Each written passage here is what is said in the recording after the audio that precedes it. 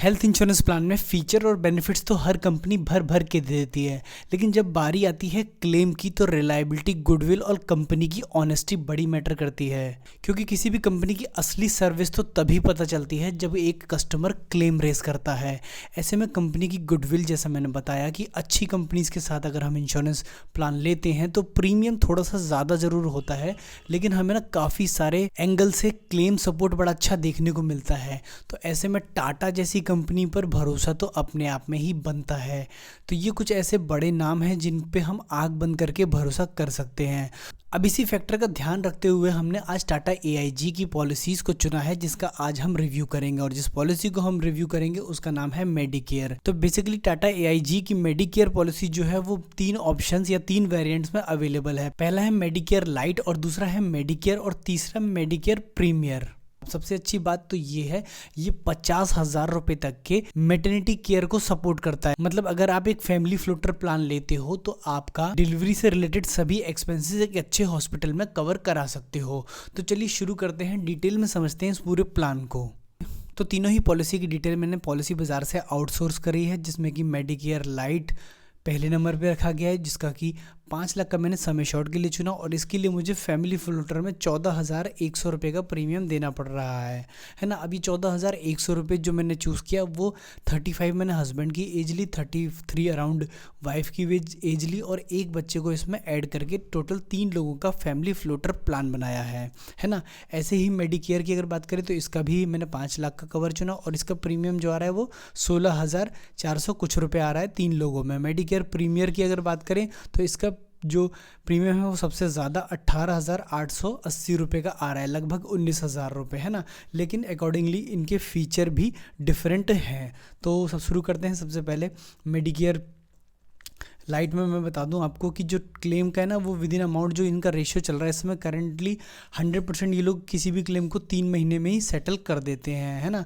Room rent की अगर बात करें तो सबसे पहला है लाइट, जिसमें कि single AC private room available है।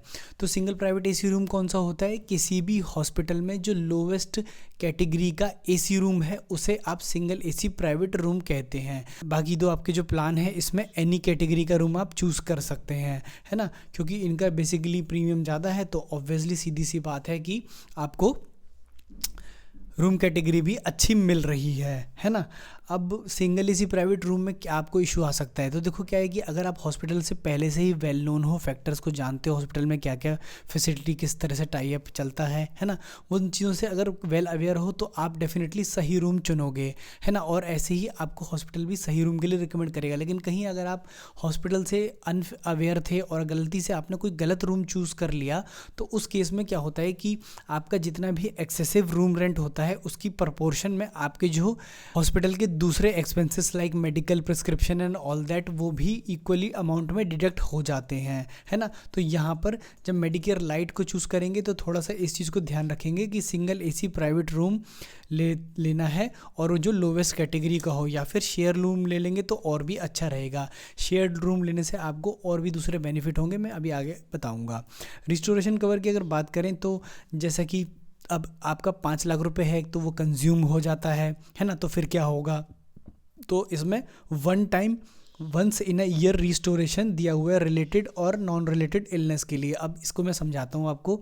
तो बेसिकली क्या है कि कोई पर्सन है जो हॉस्पिटल में एडमिट हुआ, है ना। एडमिट होते ही उसका एक्सपेंसेस मेडिकल का चालू हो गया और वो बढ़ते खर्च होते होते 4,50,000 पहुंच गया, है ना। तो अब जब वो हॉस्पिटल से आउट होता है तो उसकी जो पॉलिसी में उस साल का जो बेस सम एश्योर्ड बचा उसमें केवल 85,000 रुपये बचे हैं, ठीक है। अब ऐसे में अगर उसको या उसकी फैमिली के किसी दूसरे मेंबर को भी एडमिट होना पड़ जाता है सेम ईयर में किसी दूसरे रीज़न से या उसी रीज़न से, है कि नहीं, तो क्या होगा कि आपके पास पॉलिसी में सिर्फ कितने बचे हैं? 50,000 रुपये, ठीक है। तो इशू आ जाएगा। तो इसीलिए यहाँ पर रिस्टोरेशन का बेनिफिट दिया हुआ है कि 5 लाख रुपए साल में एक बार और रिफिल हो जाएगा। मतलब टोटल 10 लाख रुपए तक का खर्चा आप एक साल में अपनी इंश्योरेंस पॉलिसी में ले सकते हो, तीनों ही वेरिएंट्स में, ठीक है। तो एक तरह से ये समझा जाए कि रिस्टोरेशन के बेस पर ये पॉलिसी केवल एक साल में 10 लाख रुपए ही आपको देगी, ठीक है। अब बात करते हैं कि ये कितने टाइम में मिल जाएगा। तो देखो यहाँ पर क्लियरली मेंशन है कि आपका 5 लाख कंज्यूम होने के बाद जब आपका पर्सन हॉस्पिटल से डिस्चार्ज हो जाएगा तो उसके 45 दिनों के बाद ही जो एक्सपेंस है ना वो रिस्टोर होगा। मतलब नेक्स्ट 45 डेज तक अगर आप कोई दूसरा क्लेम रेज करते हो तो या तो आपके बैलेंस सम एश्योर्ड से ही वो कवर कराना पड़ेगा या फिर आपको वेट करना पड़ेगा 45 डेज का रिस्टोरेशन वापस आने का। ठीक है, तो फिर भी ये बुरा नहीं है क्योंकि यहाँ पर आपको बोनस भी मिल रहा है। तो अब रिस्टोरेशन बेनिफिट के अलावा एक चीज़ और जो बड़ी ही काम की होती है वो होता है आपका बोनस सम एश्योर्ड। सपोज करते हैं कि आपने पॉलिसी ली और अगले 2 से 3 साल तक कोई भी क्लेम रेज नहीं हुआ, तो उस केस में क्या होता है कि हर साल आपको कंपनी 2.5 लाख रुपए का बोनस देती है। लेकिन इसके संग एक कैपिंग ये है कि ये मैक्सिमम 5 लाख रुपए तक ही जा सकता है तीनों ही पॉलिसी में। मतलब अगर आपका सम एश्योर्ड आपने जो चूज़ किया है वो 5 लाख रुपए का है तो वो 5+5 तक हो जाएगा। मतलब यानी कि एक पर्टिकुलर क्लेम में के लिए आपके पास 10 लाख रुपए तक का सम एश्योर्ड होगा एक साल में। ठीक है, अभी रिस्टोरेशन की बात नहीं हो रही है। अगर हम रिस्टोरेशन को और ऐड कर लें तो ये अमाउंट 15 लाख रुपए हो जाता है। लेकिन जैसे ही आप कोई क्लेम रेज कर लेते हैं तो ये पैसा कम भी हो जाएगा, यानी कि 2.5 लाख रुपए के प्रपोर्शन में कम होगा। बट चिंता की कोई बात नहीं, क्योंकि जैसे ही नेक्स्ट ईयर आप फिर से कोई क्लेम नहीं रेज करेंगे तो ये फिर से बढ़ के 2.5 लाख रुपए और एडिशन हो जाएगा। मतलब आपके पास मोटा मोटी ये कह सकते हैं कि सम एश्योर्ड 10 लाख रुपए है। ठीक है, और उसका एक टाइम रिस्टोरेशन भी है 5 लाख रुपए और टोटल 15 हो गए।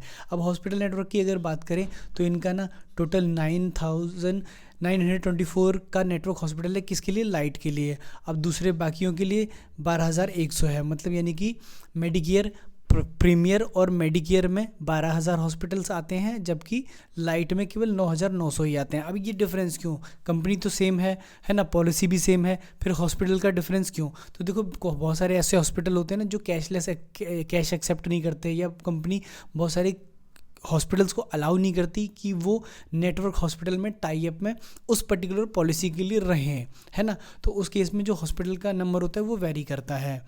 ठीक है, अब आगे बात करते हैं। देखो अब तीनों का प्रीमियम अलग है तो डेफिनेटली कुछ ना कुछ डिफरेंस तो सभी में होगा भी, है कि नहीं। अब बात करते हैं कोपेमेंट की।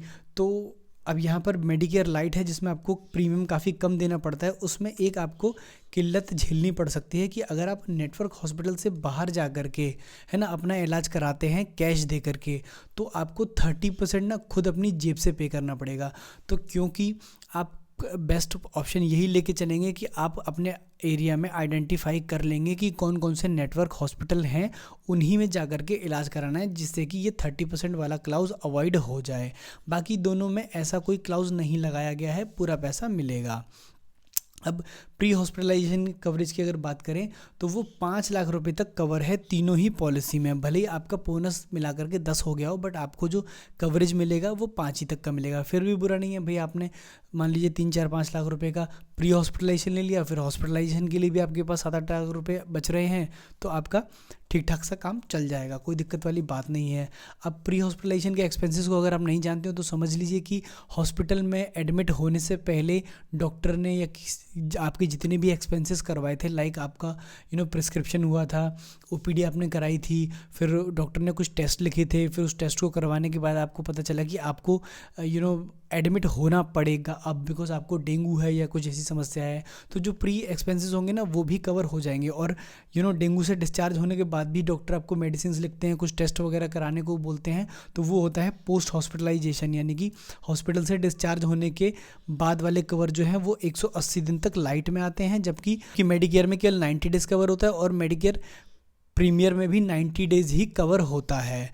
अब इन दोनों में कम क्यों और इसमें ज़्यादा कैसे? रीज़न ये है कि जो लाइट पॉलिसी है ना वो बाद में बनाई गई, और बाद में जैसे क्या है दूसरी कॉम्पिटिटर पॉलिसीज़ को देखते हुए इसको 180 डेज़ कर दिया गया। ये थोड़ा ज़्यादा आपको दिखाई देता है और ये कम दिखता है 90 डेज़, फिर भी 90 डेज़ बहुत होते हैं। मतलब 3 महीने तक आप जो भी डॉक्टर से पर्टिकुलरली इलाज चलवाते हो उसका पैसा आपको मिल जाता है। अब डे केयर ट्रीटमेंट की अगर बात करें तो डे केयर ट्रीटमेंट ना वो आपका जो 24 आवर्स से कम टाइम का कवर है तीनों में ही। लेकिन अब इसमें डे केयर ट्रीटमेंट की ना कुछ डेफिनेशंस हैं कि किन चीज़ों को डे केयर ट्रीटमेंट में रखा गया है। जैसे आँखों का ऑपरेशन कैटरैक्ट होता है या मोतियाबिंद हो गया, है ना, आप लेंस चेंज कराना वगैरह मान सकते हैं इसमें। इसके अलावा प्लास्टर वगैरह कराना, तो 541 ऐसे डिजीज़ेस या एक्सीडेंट्स या हेल्थ इश्यूज़ हैं जिनको कंपनी लिस्ट आउट करती है कि वो डे केयर ट्रीटमेंट में काउंट होंगे और इसके लिए आपको डे केयर ट्रीटमेंट में सारे एक्सपेंसेस कवर हो जाएंगे। हॉस्पिटलाइजेशन एट होम की अगर बात करें, यानी कि ऐसी सिचुएशन जब डॉक्टर आपको रिकमेंड कर देते हैं कि हॉस्पिटल में बेड खाली नहीं है, या ये जो पर्टिकुलर डिजीज़ है ये लंबा चलने वाला है, या इसमें रेगुलरली हॉस्पिटल में एडमिट होने की ज़रूरत नहीं है, ये चीज़ घर पर ही भी क्योर हो सकती है ना। तो ऐसी सच सिचुएशन में लाइक जैसे आपकी रीढ़ की हड्डी में चोट लग गई और अब क्या है, आपको लंबा समय तक रेस्ट करना है, तो उस केस में क्या है, आप ऑलमोस्ट हॉस्पिटलाइजेशन एट होम होते हैं, मतलब आप बेड पर हैं घर पर ही। तो उस केस में क्या होता है कि आपका 5 लाख रुपए तक का कवर मिल जाएगा। अब हॉस्पिटलाइजेशन एट होम प्रीमियर में यहाँ पर नहीं दिया हुआ है, बट आई एम श्योर यहाँ पर भी ये फैसिलिटी अवेलेबल ही है मेडिकेयर प्राइम में। अब इसके बाद करते हैं बात एम्बुलेंस चार्जेस की। तो एम्बुलेंस चार्जेस जो है ना वो 3,000 रुपये तक लाइट में मिलता है, ऐसे ही 3,000 आपका मेडिकेयर में भी मिलता है। और अगर बात करें प्रीमियर की, तो प्रीमियर में भैया पूरा 5,000 रुपये तक मिल जाता है। तो एम्बुलेंस के लगभग चार्जेस इतने ही होते हैं। अब मिड ईयर मेंबर एडिशन की अगर बात करें, मिड ईयर मेंबर एडिशन, इस चीज़ को मैंने एक बार आपको समझाता हूँ। बेसिकली ये क्या है कि जैसे सपोज़ कीजिए कोई नया बेबी बोर्न हुआ, अब वो बेबी जैसे बोर्न होता है तो इमीडिएटली उसको पॉलिसी में ऐड नहीं किया जाता, वो 91 डेज़ के बाद ऐड होगा, ठीक है। अब क्यों ऐसा, बिकॉज उससे रिलेटेड बहुत सारे कॉम्प्लिकेशंस या प्रॉब्लम्स भी हो सकती हैं आफ्टर डिलीवरी एंड बर्थ, है ना। तो वो कोई भी कंपनी क्लेम करना नहीं चाहती। हालांकि डिलीवरी के एक्सपेंसेस यहाँ पर टाटा 50,000 रुपये तक कवर करता है, लेकिन नए चाइल्ड के साथ बहुत सारे कॉम्प्लिकेशंस आते हैं, तो इसलिए 91 डेज़ के बाद ही चाइल्ड को कवर किया जाता है। अब अगर बात करें स्पाउस एडिशन की, तो एडिशन स्पाउस का अलाउ नहीं है मिड ईयर, यानी कि साल के बीच में। मतलब जैसे कि पॉलिसी रिन्यूअल जब कराने जाएंगे ना, तब तो उसका एडिशन आप करा सकते हैं, बट मिड ईयर में नहीं करा सकते। मतलब अगर आपने पॉलिसी ली और उसके 3 महीने 4 महीने बाद आप you will get married and after that you try to add your spouse, तो उसमें थोड़ा टाइम लग जाएगा। नेक्स्ट पॉलिसी रिन्यूअल पे ही आप उसे एडिशन करा सकते हैं। उससे पहले आप कंपनी को इन्फॉर्मेशन दे सकते हैं कि I have got married and मेरा करंट स्टेटस ये है, ठीक है। अब यही सिचुएशन तीनों में इक्वलेंट ही काम करती है, स्पाउस का एडिशन नहीं होगा और जो चाइल्ड है वो 91 डेज़ के बाद ही कवर किया जाएगा। फ्री हेल्थ चेकअप की अगर बात करें, तो यहाँ फ्री हेल्थ चेकअप ना काफ़ी अच्छा मुझे दिखा बाकी पॉलिसीज से। जैसे मैंने और बहुत सारी कंपनीज़ की पॉलिसी देखी, तो पर मुझे लगा कि यहाँ बेटर है ना। अब मेडिकेयर लाइट में कहते हैं वंस इन अ ईयर, साल में एक बार करा सकते हो। कौन से टेस्ट जो इनकी लिस्ट में है, अब इनकी लिस्ट में मोस्टली कौन से होते हैं वो मैं बता देता हूँ कि जैसे liver function test, kidney function test, इसके अलावा हीमोग्लोबिन, ब्लड काउंट, सेल्स, है ना, और शुगर हो गया, इस तरह के जो इलेक्ट्रोलाइट्स के हो गए टेस्ट। तो ये टेस्ट बड़े कॉमन टेस्ट होते हैं, बट ये करीब 1,000 से 1,500 रुपये तक आपका खर्च करा सकते हैं। तो ये चीज़ आपको यहाँ पे फ्री मिल जाती है, जो कि एक अच्छी चीज़ है। लेकिन आप मेडिकेयर में आते हैं तो यहाँ पर ये कहते हैं कि 2 साल में एक बार ही करा सकते हैं। क्यों? क्योंकि ये लोग 3,000 रुपये तक का अमाउंट देते हैं। मतलब आप इनकी बताई हुई डायग्नोस्टिक सेंटर पर चले जाएं, यानी कि लैब्स में चले जाएं, और वहाँ पर अपने अकॉर्डिंगली, अपनी चॉइस के अकॉर्डिंगली जो भी टेस्ट आपको कराने हैं वो आप करा लें। 3,000 रुपये तक इनकी साइड से पे हो जाएगा, ठीक है। यहाँ पर टेस्ट में कोई बंदिश नहीं मिलेगी आपको कि भाई यही वाले कराओगे, ये लिस्ट के अकॉर्डिंग कराओगे, या फ्री वाले हॉस्पिटल में जाना पड़ेगा। आप लैब पर जाइए और अपने मनपसंद करा लीजिए, 3,000 रुपये तक इनकी साइड से पे हो जाएगा, लेकिन 2 साल में एक बार ही। अब यहाँ पर मेडिकेयर प्रीमियर जो है वो और अच्छा प्लान है, क्योंकि तो वहाँ पर आपको वंस इन एवरी ईयर मिल रहा है ना, फ्री हेल्थ चेकअप, और वो कितना 5,000 रुपये तक। तो 5,000 रुपये तक के जो टेस्ट होते हैं ना वो ठीक ठाक टेस्ट हैं, इसमें सारे टेस्ट आपके लगभग कवर हो जाएंगे डायग्नोस्टिक सेंटर पे, जो भी आप टेस्ट कराना चाहते हैं अपनी चॉइस से, या फिर चाहें तो ई कंसल्टेंसी ले करके, जो कि फ्री होती है ना। तो उसके बेस पर भी आप अपनी प्रॉब्लम्स को बता करके अकॉर्डिंगली टेस्ट ले सकते हैं। और हेल्थ चेकअप मुझे लगता है कि फ्री है तो लेना भी चाहिए हर साल, क्योंकि बीमार पड़ने से पहले ही अगर हमें पता चल जाए कि बीमारी क्या है तो हम उसको क्योर कर सकते हैं। आगे समझते हैं डिस्काउंट। अगर रिन्यूअल की बात करें तो मेडलाइट में अवेलेबल है, मेडिकेयर में नहीं है, प्रीमियर में है, अवेलेबल है। अब इसके बाद डे कैश अलाउंस की अगर बात करें तो 1250 रुपये, जो कि एक अच्छा अमाउंट है, वो मिल जाता है। लेकिन तीनों ही केस में, यहाँ लिखा हुआ ज़रूर नहीं है, अगर आप शेयर्ड अकोमोडेशन यूज़ करेंगे ना तभी मिलेगा। अब शेयर्ड अकोमोडेशन कैसे कि अगर आप जनरल वार्ड में शिफ्ट हो जाते हैं, या ऐसा रूम जिसमें कि और भी आपके साथ कोई को पेशेंट हो, है ना, उस केस में क्या होता है कि हॉस्पिटल में वो लोग फिर कमरे का चार्ज कम लेते हैं, और जब वो चार्ज कम लेते हैं तो थोड़ा पैसा इंश्योरेंस कंपनी को भी बच जाता है, तो वो आपको उसमें से कुछ पैसा दे भी देते हैं। तो 1250 रुपये तक मिल सकता है तीनों ही पॉलिसी में, अगर आप शेयर अकोमोडेशन ले लें तो। और मुझे लगता है कि अगर आपको थोड़ा डिस्टर्बेंस वगैरह का इशू नहीं है तो आप डेफिनेटली इसे ले करके 1250 रुपये, जो कि आपके ना अदर बहुत सारे एक्सपेंसेस हो जाते हैं, तो उनको बचाएं। आउट पेशेंट कंसल्टेंसी बेनिफिट यानी कि ओपीडी के चार्जेस, जैसे कि बेसिकली डॉक्टर के पास जा कर के प्रिस्क्रिप्शन लेना छोटी मोटी बीमारियों में, समस्याओं में, है ना, तो वो लाइट में अवेलेबल नहीं है, ऑब्वियसली नहीं होगा। प्लान काफ़ी सस्ता भी है, मेडिकेयर में भी अवेलेबल नहीं है, बट प्रीमियर में ये अवेलेबल है up to 5000 for general treatment, up to 10,000 for dental treatment after 2 years, है ना। 2 साल के बाद आप ओपीडी के कवर ले सकते हो, और जो कि अच्छा भी है, क्योंकि आपके ओपीडी में ना अगर एक डॉक्टर के पास जाओ तो 500 से 700 रुपये उसकी फ़ीस होती है साल में।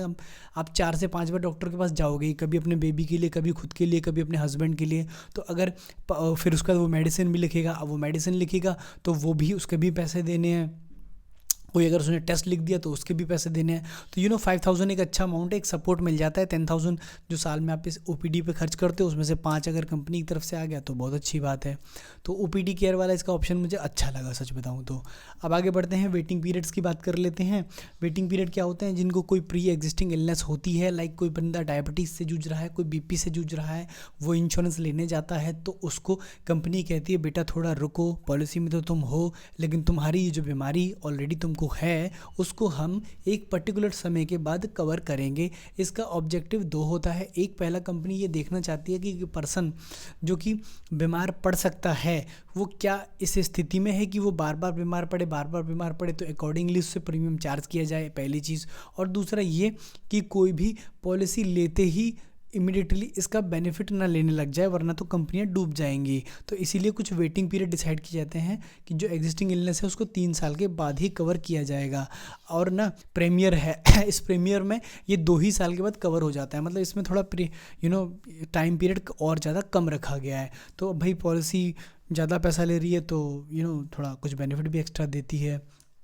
इनिशियल वेटिंग पीरियड की अगर बात करें तो वो 30 डेज़ का है। अब इसका क्या, जैसे कि हॉस्पिटलाइजेशन होना पड़ता है किसी भी रीज़न से, लाइक जुकाम खांसी, एक्सीडेंट हो गया, पैर टूट गया, और उल्टियाँ होने लग गई, डायरिया हो गया, डेंगू हो गया, मलेरिया हो गया, उन केसेस में क्या होता है कि सडनली हॉस्पिटलाइजेशन कराना पड़ जाता है, तो वो 30 डेज़ के बाद ही अलाउ हो जाता है ना। स्पेसिफिक इलनेस कवर की अगर बात करें तो एक इनकी लिस्ट होती है जिसमें कुछ ना स्पेसिफिकली डिफाइंड डिजीज़ होते हैं जिनको ना वो 24 मंथ्स के बाद कवर करते हैं, है ना।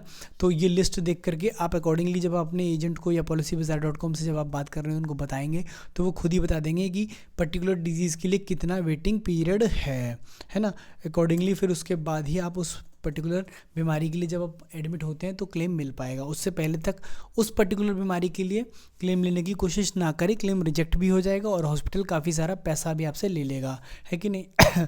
तो अब बात करते हैं आयुष ट्रीटमेंट क्या। अब आयुष क्या होते हैं भाई? यूनानी, है ना, योगा और सीधा होम्योपैथी, आयुर्वेद, इन सब के लिए ना 5 लाख रुपए तक का कवर है। 5 लाख क्यों? क्योंकि भाई ये बेस सम एश्योर्ड को ही मान रहा है यहाँ पर, ठीक है, आपके बोनस को ये नहीं मानता है।